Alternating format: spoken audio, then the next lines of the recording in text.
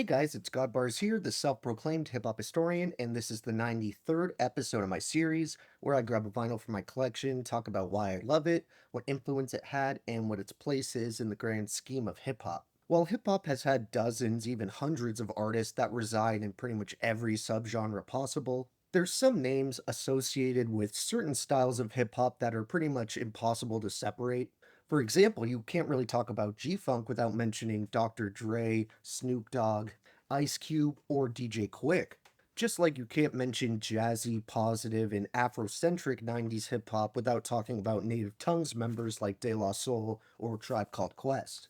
I feel the same way about 90s hardcore hip hop and artists like DMX, Cool G Rap, Wu Tang Clan, or MOP.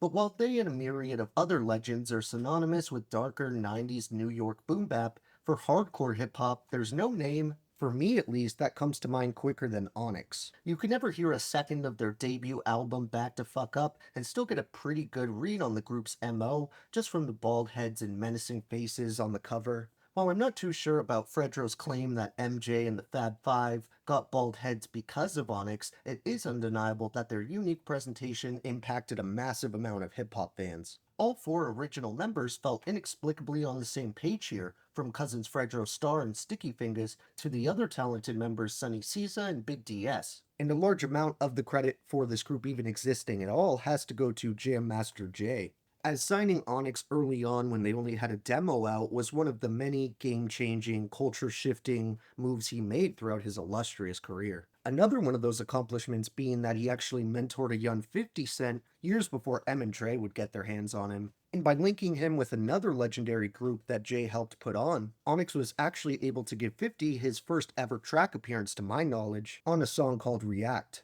While you could make a good argument that Onyx would progress and get even better with their next two releases, 1995's All We Got Is Us and 1998's Shut 'Em Down, their debut album here is where they first really took the world by storm.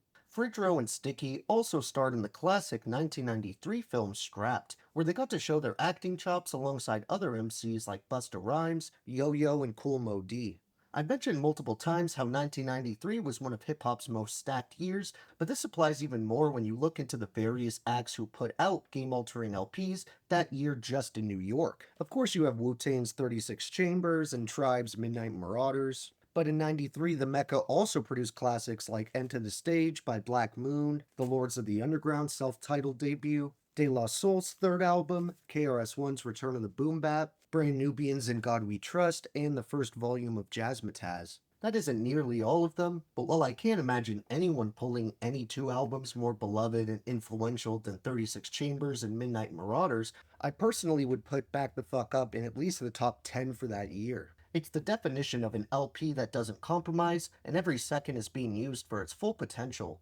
While the production may not be quite as forward-thinking as what guys like RZA and Q-Tip were doing at the time, pretty much nobody's was, and that isn't to imply it's whack or low quality in any way. Their beats really didn't need to reinvent the wheel because their delivery and lyrical content would demand your attention and usually be the first thing your ear gets drawn to. They still have plenty of all-time classic beats in their arsenal, like Last Days or Shut 'Em Down, and even on Back the Fuck Up, there's plenty of sinister, grimy instrumentals that go just as hard today. Everyone contributes pretty equally to the experience here, but many of my favorite verses come from Sticky Fingers, who's always been my personal favorite member. He had one of the most aggressive and in-your-face deliveries throughout the 90s, and as I mentioned on my Marshall Mathers LP review, Sticky would prove that even a decade later nobody was doing what he was doing when he bodied M on his own track, with his inhuman verse on Remember Me. He would prove his writing abilities even further that same year with his fully fleshed out concept album Black Trash, the autobiography of Kirk Jones, and him and Fredro still keep the Onyx name and brand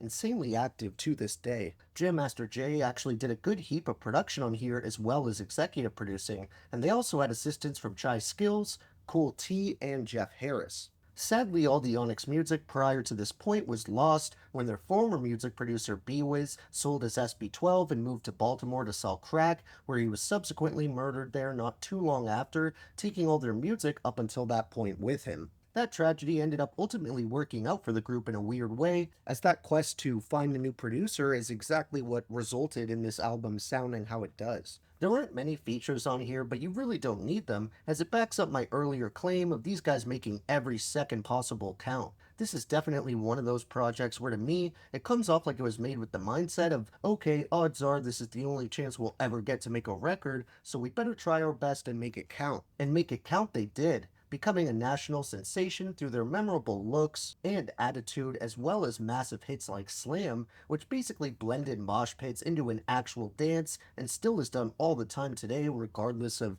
what people label it as now. I'm gonna leave Slam out of my honorable mentions because it's probably their biggest song, and I just discussed it anyway, but I do want to shout out Here and Now, Black Vagina Finda, Onyx is Here, Shifty, and Fat and All Dat. My three favorite tracks on this one overall would have to be Throw Your Guns, Stick and Move, and Attack of the Bald Heads. Thank you for watching my 93rd video. Next time we're gonna go back to California to talk about one of my favorite groups to come out of Oakland in the 90s. So check for that one to see which personal favorite collective I'm talking about. And if you enjoyed, be sure to like, subscribe, and let me know what your favorite songs off this timeless classic are. Don't forget to have a great day, and I'll see you next time, okay? All right.